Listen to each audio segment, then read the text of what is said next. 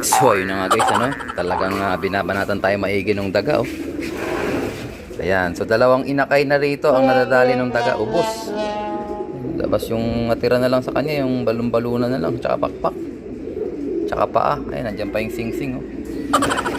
So dito yan nakalagay sa, ito yung inakay ng ano, ng baliling natin. Kinain ng daga, dalawa na. Tapos yung isa, taga saan ba yun? Isa ay nandun. Tatlong inakay na guys. Ito pa yung isa, hindi ko pa natatapon no, kagabi, oh. Lalanggam na, oh. Aray ko. So kauwi lang namin, nag-midtos kami. Meron tayong isang ibon dito na ay pumasok, baka hindi matayaan yun. Wala, hindi siya po pwede kasi nasanay siya rito nakatira nung panahon na pinapalaki ko sila. Replacement yun sa ano eh, sa Alegre One Lopez. Dito yung lumaki, dito tumanda, dito gumulang, kaya problema. Tingnan natin guys, ano, update ko kayo mamaya. So ito guys, meron tayong dinakma. Ayan o, bagong dakma o, DP World Dog in the house. Ayan, kamusta brother? Chata, talang kurlop. Sa BBC. Tayo Kaya no, ilalaban natin yung mga linyada ni Idol DP World. Abangan nyo. Basta mga nakakulay itim na clip ring yan. Kanya yan. DP World Lock. Ayan. Shoutout. Good luck sa atin, brother. Good luck. Good luck sa mga tropang area. BBC. Ayun, grabe oh. Drapa lines. Drapa lines. Yan na tayo ha. Good luck sa lahat, mga tropa. Let's go! So yun nga guys, nagwalay na tayo ng mga ibon natin. Ayan, first batch natin. Ito. Ayan sila, 20 to 22 days na sila guys, ano. So ganyan tayo magwalay ng mga ibon natin. Ayan. So alaga natin sila sa Geliwang at saka sa Lactamino. So muscle enhancer yung kaya mabilis silang lumaki. Ayan o. So ayan. Bukas ang gagawin ko kanila is tuloy lang tayo sa pagbibigay ng Geliwang at saka Lactamino. Tapos tingnan natin kung tutuka na sila. Simula hindi yan tutuka, pero kalaunan magugutom din yan. Tutuka na yan. Ito yung binibigyan sa kanila. Geliwang tsaka Lactamino. So meron akong record dito, mga ballpen. Yan. So pagka nag-itlog sila, ayan o. Ayan. May mga bagong itlog dito. Itong kay Brother Rowell. Ito tsaka yung kay Satur. Ayan. So nangitlog sila, tsaka sa labas nangitlog din, kaya sinulatan ko sila ng mga ano, mga petsa para madali ko silang ilipat-lipat. So yung nandito, nilipat ko na doon. Tapos ito, kinokondisyon ko yung aming Tondo pairing. Tawag namin dyan ni partner Tondo pairing, yung producer namin ng winner sa Tondo OLR. Kaso walang premyo yun. Sanay kami sa walang premyo guys, ano ba yan? Ayan, so ito guys, ang lahi nito is Bernasa. Ayan, tapos ito naman is Raiso line, Lolita line. So sila yung aming pinaparami, kaso nakaraan, nag-graph ano siya, magaspang, scaly egg kung tawagin. Magaspang yung itlog. So discard na yung kagad, tapos break sila. Pero yung unang anak nila, ito magaganda, nandito, mga white flight. Checkered tsaka white flight. Hanapin ko lang ha. Ayun o, sa likod. Ayan. Ano ba yun? Pambato namin to ni partner. Ayun oh, ganda oh. Ganda ng katawan oh. Oh. So mapansin nyo yung kanilang balahibo sa ano, hindi pa masyadong puno. Ito mga 22 days to. Yung minsan may 20 days dyan ito. Ayan, pansin niyo hindi pa nga puno oh. So kagandahan pag ganito yung ibon, ano sila, magiging maamo sila sa inyo. Papakita ko sa inyo progress niya. Magiging maamo yan. Ayan. Pwede nyo pa silang subu-subuan. Pwedeng subu-subuan yan. Hand feed. So dalawa to guys, yung isa checkered, si 001 eh no. So yung ring namin 1 to 30 tsaka 1 to 20 CFL. Hanapin ko yung kapatid niya. 001 yun, baka ito. CFL. Ito nga, ang ganda ng katawan no, 001. Ayan, si 01 kapatid niya guys, Tondo OLR. Ayan, ang history nito, magkapatid sila. Pumuesto. Ayan. Kaso wala yatang premyo yun eh. So sana mapatirad din natin sa Alarcon guys, ano? Ayan, update ko kayo susunod guys. Second batch naman tayo, yung mga maliliit ngayon. Mga after 2 weeks. Ayan, may maliliit pa dyan. O 2 week, 1 week, pwede na nang iwalay din niya. Ito, mga 2 weeks pa to. Ayan. Ito, mga 2 weeks pa. So ito nasa 14 days. Kung mga at least 1 week pwede na to. Ito mga 2 weeks, so 1 week. Ito mga 2 weeks.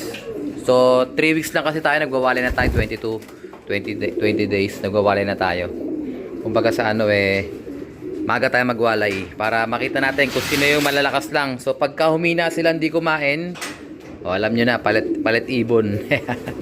Ganun tayo kahigpit dito guys. Pagka mahina-hina, kasi yung bloodline given na yan, magaganda na lahat yan, champion lines lahat yan. Ang nangyayari na lang sa health tayo nagko-consider, medyo mahigpit tayo dyan. So yan, pagka ang droppings nila, ito hindi nila droppings to guys, so magmo-monitor, lilinisin ko to. Pag ang droppings nila hindi gumanda, tulad yan, pag hindi kumain, matik, hindi maganda droppings. Tapos ito may ina-assemble ako dito, ayan Johnson White, tsaka yung Jawstone. Yan, so i-condition ko sila 1 week, at least 1 week. Ito may mga bagong pairing dito, ayan. Yan abangan nyo yan guys. Yan ayan. Pang PHA na namin yan. Pero meron din ako kukunang pang PHA dito sa Tondo OLR.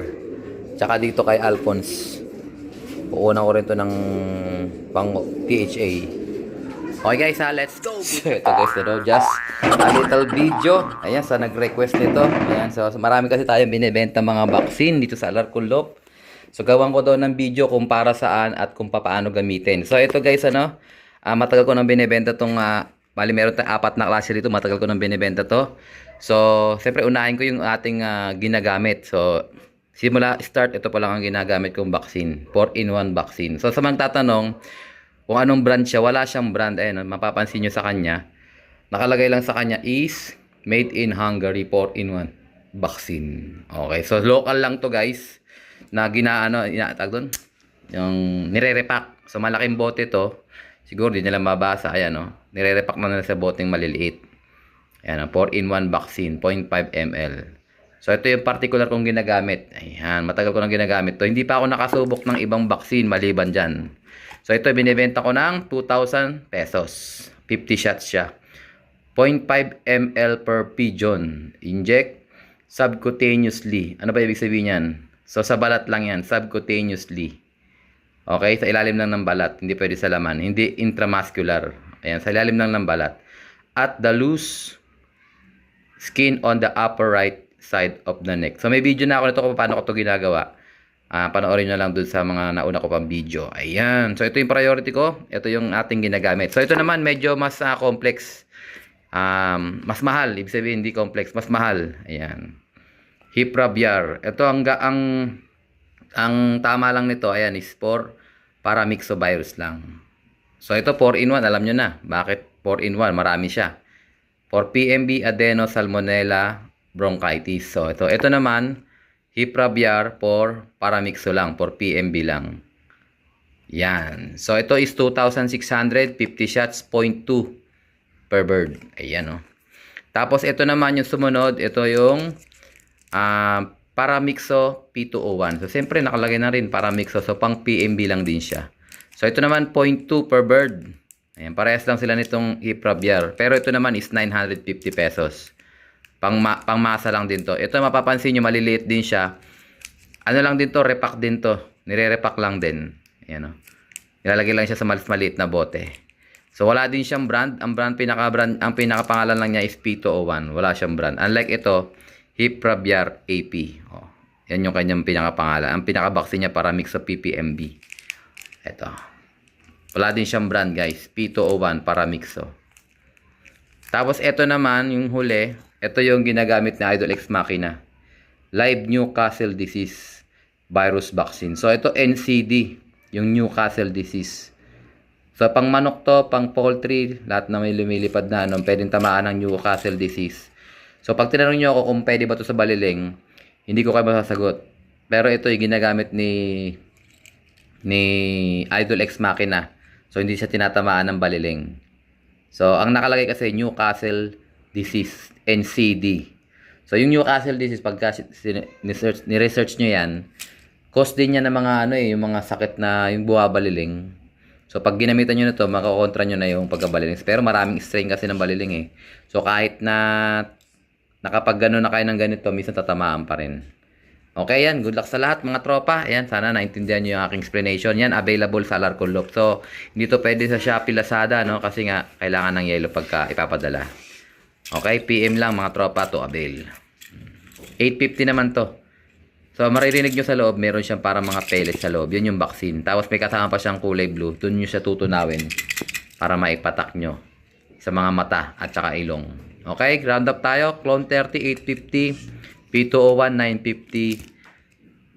4-in-1, 2,000. At saka yung hip rabiar, 2,600. Alam na mga tropa. PM lang. Let's go. Nga guys, Friday night. Mapapabaon na sana tayo ng sneaky mix eh. So, ito yung ating turbo seeds. Ito. So, gamit natin to sa loading night tsaka sa arrival. So, ito. Patikimin ko pa rin sila para usual dose lang sila guys. Ayan. So, cancel ang loading natin eh. Kumbaga sa pahinga muna sila 1 week. So, nag-toast tayo nung nakaraan. Tagaytay. Ayan sila. Mukhang okay naman sila guys. Wala nang mga umaalog-alog. Ayan, mukhang healthy naman sila. Ito si Bunso lang inaalala ko. Yung si Bunso.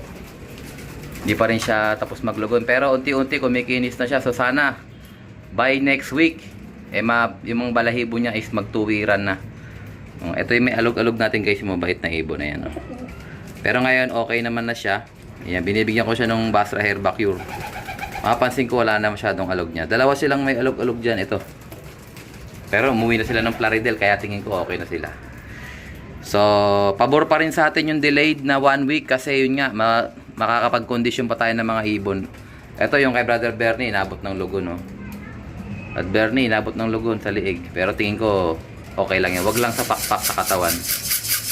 Ayan, gusto na sila guys. So, jeta lang muna sila. Konti lang. Ayan, para at least hindi naman sila mawala sa sirkulasyon. Ayan. So, okay na okay. Ito pa, isa pang inoobserbahan ko. Yun, yung iniwan ko noong nakaraan. 556. Ayan o. 556 ba? 555. Basta yan. Dalawa yan sila. 555 tsaka 556. Naobserbahan ko rin yan kasi noong nakaraan hindi yan kumakain. Buti ngayon nakikipagbakbakan na rin siya sa kainan. Ito. Yan. So, monitoring lang tayo. Closely monitoring sa mga ibon natin.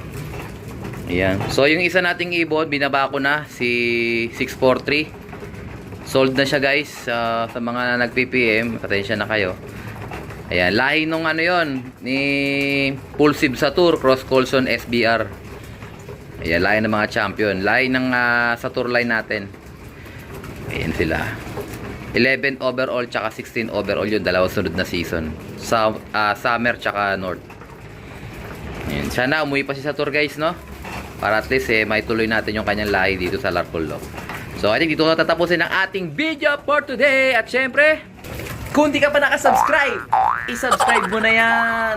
Like, share, comment kalapatids. And as always, ingatan tayo ng Panginoon. Bye-bye you. Pag-ibig.